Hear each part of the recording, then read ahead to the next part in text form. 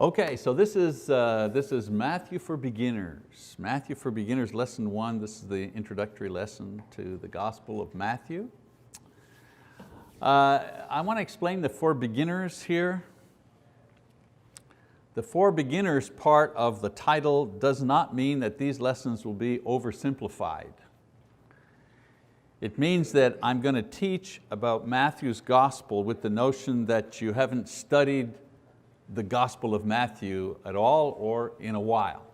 I know I've taught some things about Matthew, but the parables in Matthew and other type of materials, the kingdom, idea of the kingdom in Matthew. But this is going to be a real study of the Gospel of Matthew itself as Matthew has written it. So rather than being oversimplified, think complete. This will be a complete study. And in our study, we're going to take time to examine the social, the historical settings that existed when the gospel was produced, because Matthew, obviously a man of his time, influenced by his times, even though he was inspired, God uses the individual as that individual is to write what he wants to write.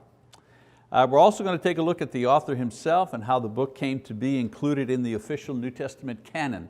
And that'll give us an opportunity to study how did books make their way into the New Testament canon? Why were some chosen and others rejected? Be a good opportunity to do that. And I'll also show you how the book is divided and review some of the reasons why it was written and how it was used in the early church. This book was used in a particular way in the early church. Now we're not going to have time to read everything in class, but I'm going to give you reading assignments each week. I mean, they're not going to be very long, but you'll be able to read ahead, as Carrie mentioned. Read ahead a couple of chapters so that we won't have to read all of the chapters in class. All right, let's take a look at the historical background of Matthew's writing. There are 4 main political, historical periods which shaped the thinking of the people when Jesus arrived on the scene of human history, and the scene which Matthew will record in his gospel. So very briefly, I got to go one more time here. There we go. The first historical period, the Persian period, 536 to 336 BC. By then the southern kingdom of Judea had been exiled to Babylon in 586 BC. God finally grew weary of their idolatry, their disobedience. The northern kingdom had been exiled and dispersed centuries before. Now it was the turn of the southern kingdom, 586 BC. And while they're in Babylon in exile, Babylon itself their kingdom fell to the Persians in 539 BC. So very interesting, the Jews were captive under 2 world powers here. First the Babylonians and then the Persians that took over from the Babylonians who kept them in captivity. Another interesting thing that took place while they were in captivity is that synagogue worship began not in Judea, but actually began while they were in captivity. Before, the Jews went to the temple to offer sacrifice, to pray, and so on and so forth. No need. But when they were in exile in Babylon, the temple had been destroyed, the city was in ruins, they couldn't worship in the temple, there was no temple, and they themselves were captives in a foreign land, and so they began, quote, house churches. They began house churches, they began synagogues, places for prayer. And the synagogue idea and the synagogue movement began while they were in Babylonian captivity, and it was kept up when they finally returned, when they were returned back from exile. So historically, eventually a small remnant returned to rebuild the city and the temple in and around 520 BC, and others followed to resettle the land over the next century. So it wasn't they were in exile and then all of a sudden they all came back.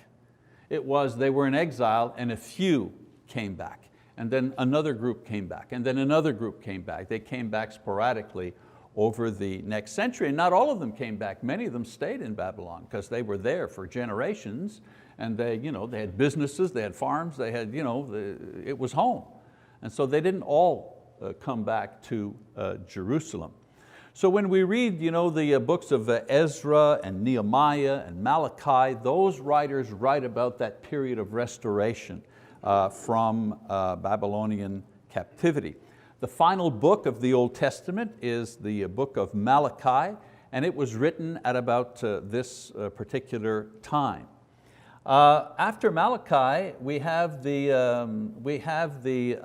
what's called the intertestamentary period that lasts for about 400 years, where there is no inspired books that are produced, but a lot of historical and diverse religious styles are produced. So it's not that nothing was written, it was that there were no prophets, there were no inspired books written from the period of Malachi to John the Baptist, which is about 400 years. However, there was a lot of material that was produced. And it's important to kind of look at these because they influenced the thinking of the Jews in the first century, or in the time when Jesus arrived. So let's take a look at those. So diverse, non-inspired writings. There are, first of all, the historical books which record the social and political movements of the Jewish people at that time.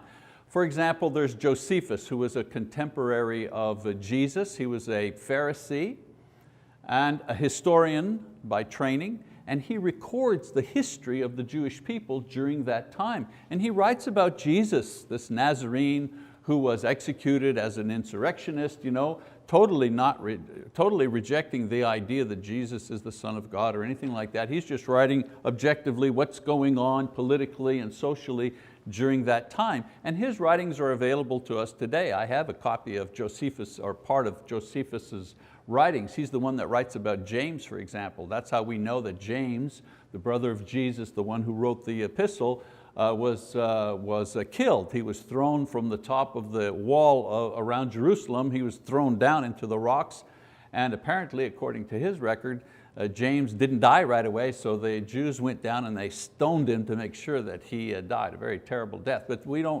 that's not recorded in the Bible. You only know that if you read Josephus, for example. Also the writing of the Maccabees, the first and second Maccabees, the history of the Jewish uprising during that period of time, and I'll talk about that a little later. So there were the historical books that were written during that intertestamentary, some people say intertestamental, either way is okay. Other material are commentaries. The Talmud, for example, which was a collection of rabbinic teachings concerning the Jewish law. So get it straight, the Torah is the Jewish word for the Pentateuch. The Pentateuch are the first 5 books of the Bible, right? Genesis, Exodus, Leviticus, Numbers, Deuteronomy. Those are the first 5 books. Sometimes we refer to those 5 books as the Pentateuch, a Greek term, penta, 5. 5 books, right, the Pentateuch? Well, the Torah, the word Torah, is the Jewish word for these first 5 books. So when they're talking about the Torah, they're talking about the law, the Jews are talking about the first 5 books of the Bible, all right? The Talmud, that's where it's confusing. The Talmud is a commentary written by rabbis about the Torah, okay? Commentary written by Jewish rabbis concerning the books of the law, the first 5 books of the Bible. And then the word Mishnah is another commentary that's within the Talmud, all right? So we don't have to memorize all these things. I'm just trying to explain to you that during that time there began to be commentaries, not inspired writings, commentaries written by scribes, by students of the word, about what they believed how the law should be applied in various situations. Again, we'll talk about that a little more as we go on. Then there were diverse non-inspired writings called the Apocrypha. The word Apocrypha means hidden. And these were stories and accounts of events and people in Jewish history that are not recorded in the inspired books. For example, the history of Susanna. a character of that time, not mentioned in any Old Testament record, not mentioned in any New Testament record, but written about by writers during this period of time. Or the wisdom of Solomon. We don't have a book in the Old Testament canon entitled The Wisdom of Solomon, but a book like that was written, referring back to Solomon. First and second Esdras, or other additions to the book of Esther, for example. Sometimes people say, my friend has a Catholic Bible. Is that Bible any good? They say a Catholic Bible. And the reason they say a Catholic Bible is that many versions authorized by the Catholic, many versions of the Bible authorized by the Catholic Church include these books. So you've got the Old Testament, Genesis all the way to Malachi, and then before you get to the New Testament, there are a whole bunch of other books, and you wonder, what are these books? Well, these are the Apocrypha. They include many of these books between the Old and New Testament in their version of the Bible, in their collection of Bible books, but we have to understand. So people say, is that book any good? Well, of course it is. It's the same Old Testament and it's the same New Testament that we use, New American Standard or New Revised or New International Version or whatever. It's the same book, except they've just added these other additions in between the Old and New Testament. The thing to remember is that these books are non-inspired, all right? And then we have another type of book entitled pseudepigrapha, meaning false, false. These were works that were written using the name of Old Testament writers long after their deaths. For example, there's a book entitled The Revelation of Moses. Well, the Revelation of Moses was not written by Moses, but people would take the name of a Bible character and attach it to their book to give it more circulation value, more authenticity if you wish.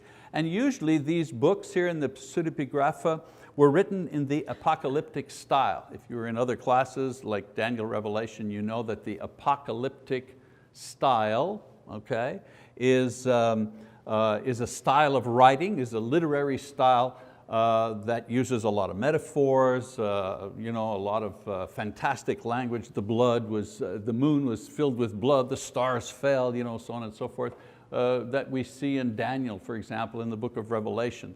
That's apocalyptic type literature. Well, these books here in the pseudepigrapha, many of them are written in this particular style. So these writings between 400 BC and the arrival of Christ, the thing I'm trying to get across here is that they influenced the thinking of the people, and much of Jesus' teaching was done to counteract the false ideas that people had drawn from this type of literature here. That's the point I'm trying to get across, okay? The Talmud, for example, that commentary on the Torah, the commentary on the first 5 books of the Bible that had been written by Jewish scribes. The Talmud, with the many restrictions about the Sabbath that were not found in the actual Bible itself, but were imposed on the people. So a lot of the things that the people were, had to do according to, quote, the law, wasn't according to the law at all. It was according to the commentary on the law, all right? People also were learning and basing much of their religious thought on commentaries and their hopes on the end times scenarios rather than the prophets. In other words, a lot of these books were talking about when the end time was coming, when the Messiah was coming. It was almost like science fiction. And so a lot of their thoughts, were their thoughts about the coming Messiah were based on these type of writings instead of carefully studying what the prophets were saying. And so that's why they had such a mistaken idea or a confused idea on who the Messiah was supposed to be, because they had so many contradicting ideas that they were consuming through this type of literature. Okay, so that gives you that intertestamentary period there and some of the things going on there. Another era, if you wish, you had the Persian era, 536, 336 BC, and then the intertestamentary period. Then you had the Greek period, 333 to 167 BC, the time of Alexander the Great and his legacy. After Alexander's death, we know that his kingdom was divided among his 4 generals. And as far as we're concerned in the study of Matthew, we need to understand that Palestine was under different control for 2 centuries of the Greek world domination. In other words, the Greek dominated the world, but that little strip of land we called Israel was fought over by regional powers at the time, okay? North and south. And so let's get another slide up here. From 320 to 198, Egypt controlled Palestine or Israel, okay? They were in control. Egypt was under domination by Greece, but Palestine was under regional control, local control by Egypt. I should go down here. Egypt is south, okay? And then from 198 to 167 BC, Syria, the country to the north of Palestine, gained control over that region. And the reason that the north and the south were always fighting is because they wanted to control that piece of land as a buffer zone between them and their enemies. They wanted to be, it's always easier to fight a war on somebody else's turf, right? You destroy their homes, you burn their crops, and so on and so forth. So they always wanted that middle piece of land we call Israel, they wanted that to stage their wars and so on and so forth. So they fought back and forth. So from 198 to 167 BC, Syria was in control of Palestine. And one king in particular, his name was Antiochus Epiphanes. He was really trying to destroy and demoralize the Jewish people. And what he did is he closed the temple. He closed the temple, and then he went in and he sacrificed a pig on the altar, knowing Jewish religious custom and so on and so forth, knew that that would desecrate the temple and the area and so on and so forth. And then he forbade circumcision. You weren't allowed to circumcise children. In other words, he was trying to completely destroy not just the people economically, but he was trying to destroy them psychologically by destroying their religion. So it was a time of great depression and great trouble for the people of Judah at that time. Another thing that was interesting is, in a larger sense, the Greeks controlled, it was their time of domination, and it wasn't just a military domination, but it was also a cultural domination. I mean, Greek ideas and Greek philosophy and Greek language and Greek art and Greek religion and Greek literature, was just being diffused throughout their empire, throughout the world, and it had an effect on the Jews. What happened for the Jews was they began to forget how to speak Hebrew because they were influenced. And I mean, that's really easy to understand. I'm looking around, but everybody here was kind of born here, but for people, well, like us, like our family, our oldest ones still speak French, because we originally come from Quebec, right? So we speak French and they speak French, but I doubt if our grandchildren are going to speak French. And I really doubt that our great-grandchildren will speak French. Why? Well, they're assimilated into the United States, which is an English-speaking country. They'll probably speak Spanish before they'll speak French, right? So the same thing was happening in Israel, in Judah. People were being assimilated by the Greek culture. They were forgetting to speak the old language, but there was a problem. Their whole life revolved around their religion, and their whole religion revolved around the scriptures. And if they couldn't read the scriptures, they would cease to be as a people. And so what they did is they created a Greek version of the Old Testament. A Greek version of the Old Testament that we call the Septuagint. And we call it the Septuagint because 70 scholars were brought together to undertake the task of translating the Hebrew Old Testament into the Greek language. And so when you see the Roman numerals LXX, which represent 70, many times, in a text or something, usually what they're saying is this text is from the Septuagint, which is the Greek version of the Old Testament. Okay? Another period after this is the Maccabean period, very interesting, from 167 to 63 BC. Notice we're working our way towards the arrival of Jesus. But all these things that happened in the world had an effect on the Jewish people and what Matthew's going to be writing about. This is the Maccabean period. The Maccabean period is known for the revolt against the Syrian control, In other words, they had had enough of Syrian control and trying to destroy the religion. The people rose up. And the Maccabees, that family, led that insurrection, led that revolt. Also, there was a revolt against the Greek language and Greek influence.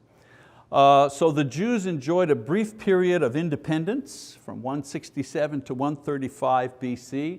The revolt succeeded in pushing back the Syrian king and the Syrian influence during their time. And during this period here, very interesting, new powers arose within Israel. You had if you ever wonder, where did the Pharisees come from? Who are those guys? Where do they come from? Who are they? Well, what they were scribes. I mean, that's what they did. And they belonged to a party called the Pharisees. And the Pharisees, the word Pharisees simply means the called out people, okay, the separated ones. The Pharisees, that party begins during the Maccabean period. They were scribes who led the revolt and were considered saviors of the law and the protectors of the law against pagan Greek influences. So they were the ones in their day who said, let's go back to the Bible. They were the original ones who said, enough of Greek influence in our life and in our religion and in our culture and so on and so forth, enough the Syrians taking over. We need to go back to the scriptures and go just with the scriptures. And so they were heroes at the beginning. They were seen as heroes. They saved, if you wish, the way of life that the Jews had that was dictated by the scriptures. So that's where they come from. Now if you understand that idea of how they started, it gives you great insight into how they became, 100 years later, how they became what they became during Jesus' time, because they were Jesus' greatest enemies. And yet at the beginning, they were the hero of the people. And then of course the Sadducees. The Sadducees were the aristocratic upper class of priests who began to wield political power. They didn't always have political power, because in Israel, there was the king, there was a king, and then there were the priests. But then in Israel, there was no king, there were no kings. They were dominated by outside influences. And so what happened is that the priests took over, there was a vacuum, no leadership. So the priests took over the secular leadership because they were wealthy, because they were well educated, and they were well positioned and respected. So it was like a natural transference. But something very interesting happened when they did that. Traditionally, the priests were the ones charged by God to teach the people God's word. When they abandoned that role in order to take over political leadership. And the ones who stepped into their role was the Pharisees. They became the teachers of the people and began to have that kind of spiritual influence over the people. It's a change that you don't recognize if you read very quickly, but that was a very significant thing that took place at that time during the Maccabean period. We also have a group called the Essenians or the Essenes. The Essenes were monks, if you wish. They were desert dwellers, and they saw Jerusalem as a place of corruption. The priests were corrupt, the Pharisees were corrupt, the Greek influence, they wanted to just escape all of it, if you wish. And so they lived in a commune. They lived in a community like monks. And what they did was they recorded copies of the Old Testament Hebrew, not Greek, but the Old Testament Hebrew and Aramaic writings, and they sealed them in protective earthen jars, and they hid those jars in caves near the Dead Sea. And the reason they did that is that they were afraid that there would be some sort of cataclysmic military thing that would happen where either the north or the south or the Greeks or somebody would come in and destroy Jerusalem again and destroy the temple and destroy the scriptures. And so they wanted to protect the scriptures. So they were very careful in copying them. They were scribes, and so they copied the scriptures, hid them in caves, hoping to guarantee that the scriptures would live on for another generation. Well, we know what happens, right? In 1947, a shepherd boy taking care of his sheep. You have to understand, if you go to that area near the Dead Sea and you look at the mountains, there are thousands of caves. We're not talking about huge caves. We're enough where a person could crawl in with 3 or 4 sheep or something. There are thousands of those things all over, dotting the countryside.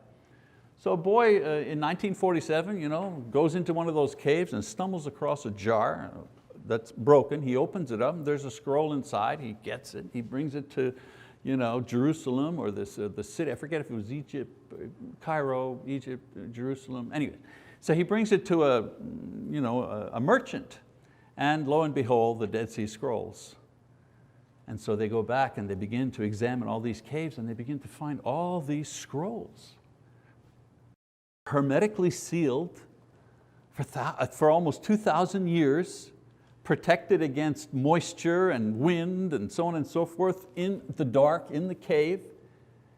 And if you see them, I've seen them. When I was in Israel, I was at the museum. They have the Dead Sea Scrolls, and you see them like they're behind climate control glass cases, and you see the entire scroll. Yeah, I can't read it, it's in Hebrew obviously, but you see this is the original thing.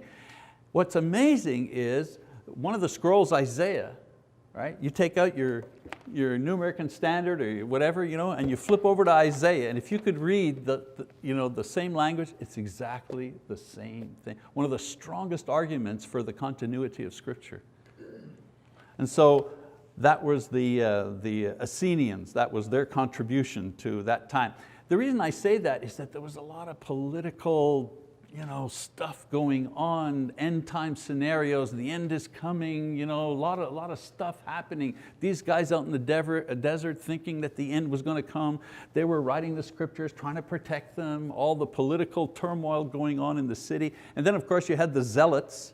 They were political activists and anarchists who wanted to continue the revolution. The Maccabean revolution, we have to stay in a perpetual state of revolution. Barabbas, the one that they released instead of Jesus, he was part of this group.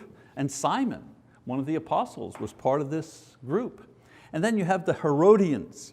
The Herodians were a political party who were sympathetic to Herod, and some thought that he was the Messiah. Among the Herodians, they thought he was the Savior. And you know what? In those days, I could see them believing a thing like that because Herod was responsible for rebuilding the temple, bringing back its splendor. He was a king, he was bringing back the temple, so on and so forth. I could see some saying, yeah, this is the guy, he's going to bring us back to greatness. So Israel was a hotbed of political activity. It was nurtured on writings during the intertestamentary period that speculated about the fantastic arrival of the Messiah. It was almost like science fiction. There was great expectancy. They were like a bomb, ready to go, ready to blow up. And into this, Jesus enters. Okay, so now we get to the period of the time when Jesus comes, the Roman period, 63 to the New Testament period. Now the Romans, they simply destroyed Syria completely and they dominated Palestine. They established governors over Palestine. They sold the rights to collect taxes to individuals in the country. This is what they did in all countries. It wasn't anything new in Palestine, that's what they did. It was a lot easier. And of course, the men who collected the tax, who purchased the license to collect the tax, they were called publicans, right? And guess who was one of those guys? Well, Matthew. Matthew was a publican. Herod, of course, was called the king of the Jews. He was a Roman appointed governor, actually. He was a political ruler called a king. Then you had Pontius Pilate. He was the military governor who supplied a Roman guarantee, or excuse me, a guarantee of force, in other words, to collect the taxes and to put down rebellion. So there will be peace if you pay your taxes and if you do not rebel. If you don't pay your taxes and you give us trouble, then we wipe you out. This was the deal. Okay? There was no negotiating this deal, and they kept a garrison of soldiers there just to make sure that the people understood what the deal was. All right, now we need to talk about the calendar. The calendar, BC, AD, before Christ, the year of our Lord, okay? During the time of Jesus, the time at that time was calculated according to the Roman calendar. So the time was calculated according to the Roman calendar, the feasts were celebrated according to the Jewish calendar, but the years were according to the Roman calendar, okay? The Roman calendar calculated the year by referring to the founding of the city of Rome as year number 1. And so when Jesus arrived, if you wish, it was year 753. It was 753 years after the founding of Rome. That was when Jesus was born, according to the Roman calendar. If you lived then, and Jesus is in the manger, and so on and so forth, and you turned to your buddy and said, well, what year is this? He'd say, oh, it's 753, according to Roman calendar, all right? After Christianity became the religion of the Roman world, the Emperor Justinian requested that a new dating system be established using the birth of Jesus as year number 1. Thinking, well, wait a minute, we are the Holy Roman Empire, we are a Christian empire, why should the calendar reflect the beginning of Rome, pagan Rome? Our calendar should actually reflect our religion, the birth of our Lord. So let's make the year of our Lord year number 1, and then we'll count forward, okay? And so the new dating system was established using Christ as year number 1. Okay, now, so that meant with this adjustment, when this adjustment was made, the Roman year, they were in year 1279, according to the Roman calendar, okay? Since Jesus had been born in 753, which is Roman time, they reestablished the year in Christian terms to be 526. In other words, 526 years after the birth of Christ, this is when the new calendar, this is going to be the date of the new calendar, when it's inaugurated, if you wish. Everybody following me so far? Are we good? But then the problem was, there was a mistake. To complicate things even further, it was discovered that their calculations as to the year of Jesus' birth was in error. He was actually born in the year 749 Roman calendar, not 753 Roman calendar. See what I'm saying? But since the change had already been made to the new calendar, they just left everything as it was. So this means that according to the new calendar, Jesus was born in 4 BC. Okay, is that confusing enough for you? All right. So that's why you read secular books sometimes and they say, Jesus Christ of Nazareth born 4 BC, and you're going, how can Jesus be born 4 years before Christ? This is the reason why this was done. So the Romans, of course, getting back to Rome, the Romans, of course, were cruel, they were ruthless rulers. But during their dominance, they provided important elements which actually supported the spreading of the gospel. For example, the Pax Romana. Between years 14 BC and 93 AD, there was 100 years of world peace. Now you say to yourself, it's no big deal. How many wars have we had in the last 100 years? I mean, World War I, World War II, Korea, Vietnam, Iraq, Iran, not Iran, Afghanistan, Korea, I even left out Korea. That's just wars that the United States has been involved in, not to mention wars between India and Pakistan. There's wars everywhere, all the time, never ends, right? But from 14 BC to 93 AD, there were no wars. It was a period of relative peace, guaranteed by the might of the Roman army and the Roman Empire. Well, what did that mean? One of the things it meant was that there was freedom of movement. It means that the apostles, given the gospel to go preach to all the world, had freedom of movement throughout the Roman Empire, which they would not have had there been wars and civil strife and so on and so forth. So that's one of the things. Another thing that the Romans did, they had an excellent road system designed to move troops, that's why it was originally designed, to move troops from one place to another. If there's some problems in the southern kingdom, in the east or west or whatever, they could move troops very, very quickly to put down anything. What's interesting is after World War II, when Mr. Eisenhower, President Eisenhower, started this tremendous road building process here in the United States. If you read the history, everyone says, yeah, and those roads, it started motels, hotels, gas stations. It was great for the economy, but that was only the secondary reason for building roads across the United States. The primary reason that they were built were for defense purposes. This was a big country. The country had just gone through a war. They wanted to make sure that they could move armies around on in our country easily in order to defend it. And so during the time of the Romans, of course, it provided excellent traveling. Also, a third thing is that they, during the Roman Empire, they maintained communication and a literary system on a universal plane. In other words, the Greek language was universal as the language of good literature and communication between cultures. All right, literature and culture still used the Greek language, even though it was the Romans. The Romans, however, used Latin as the language of the law, of Roman law. So we know that the New Testament was written in Greek, and it was easily spread on a well-maintained road system by a Roman citizen and a Christian missionary called Saul and Paul. So a little background about the eras. All right, a little bit more here, we're almost done. Show you a little map. You've probably got this map in your Bible.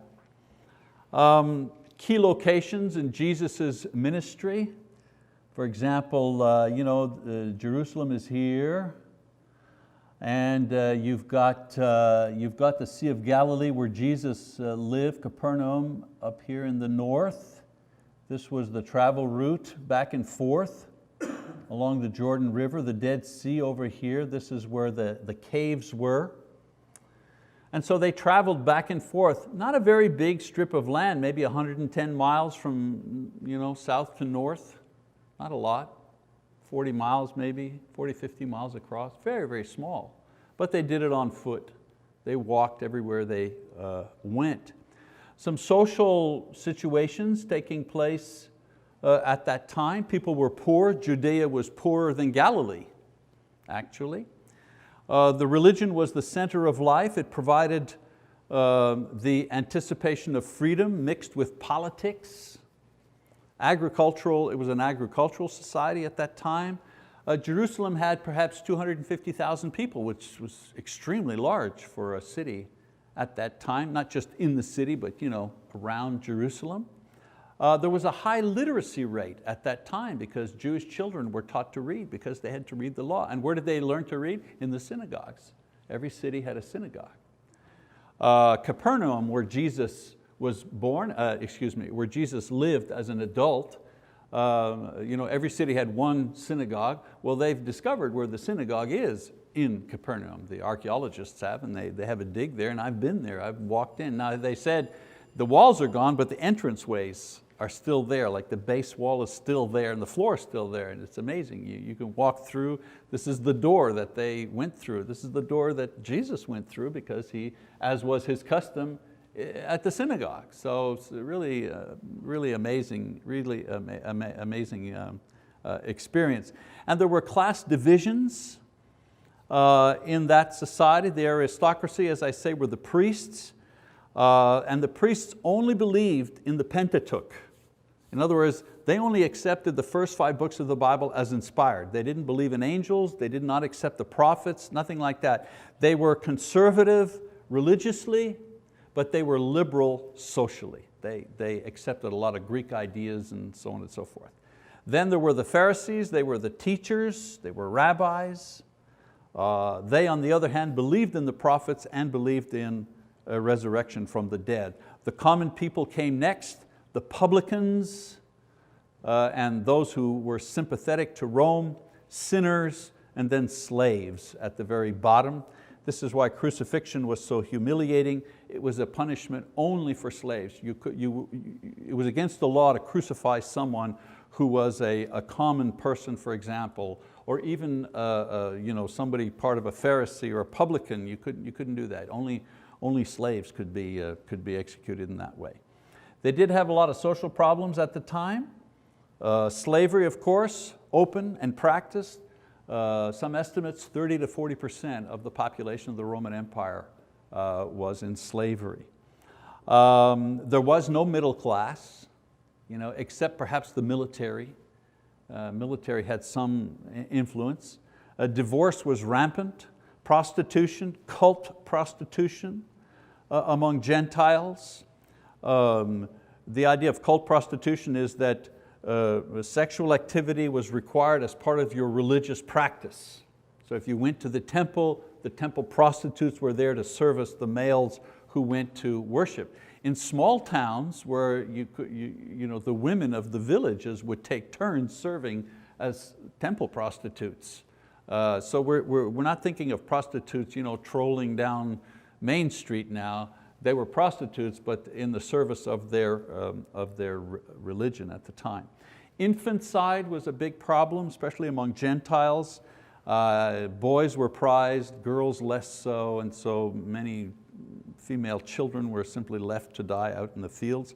As a matter of fact, one of the marks of Christianity that set Christians apart at that time was that they would rescue these children that no one wanted. Child abuse, terrible. Orphans were raised to be thieves or prostitutes. As far as the religious life is concerned, Jews, temple worship was the center of their life. A cycle of feasts on a yearly basis. Regular synagogue worship was the lifeblood of the community, and most of the world practiced emperor worship at that time. So into this turbulent world comes Jesus Christ. Born in Bethlehem to a poor couple, raised as a young Jewish boy, attending synagogue and temple worship, learning how to read, entering public ministry at age 30, confronting the Pharisees and the priests. Believe me, this little background that I've given you now will speak largely when we begin looking at the dialogues that Jesus has with these people. He gives them the news that He's the Messiah. They're all expecting all these fantastic ideas about the Messiah, and this guy from Nazareth, are you serious? From Galilee? He's the Messiah? Wow, what a downer that is, what a disappointment. He's hailed as king, He's killed as a criminal, He's resurrected to demonstrate His deity and lordship. So Matthew, one of His disciples, writes about Him, and next week we're going to start studying Matthew's eyewitness account of Jesus. So here's the assignment, this is a class, I want you to learn something, okay? So read chapters 1 to 3, that's not a huge task. But I want you to get a notebook and I want you to write down two things. One, main section titles. In other words, in Matthew chapter 1, if you begin reading in chapter 1, verses 2 all the way down to verse 17 is just the genealogy. So as you read that, in your notebook, just put Matthew 1 and then just put a bullet and put genealogy verses 2 to 17. That's all. And then I also want you, while you're reading verses 1, 2, and 3, or chapters 1, 2, and 3, I want you to record any nuggets that you find. You know what I mean by nuggets? You're reading, and you go, oh, wait a minute, I never noticed that before. That's interesting. Write that down. So hopefully by the time we're finished Matthew, you yourself will have a notebook with a lot of good material for you to reflect on, pray over, and if you have an opportunity to teach or to do a devotional or to share with someone else, you'll have something that you yourself discovered.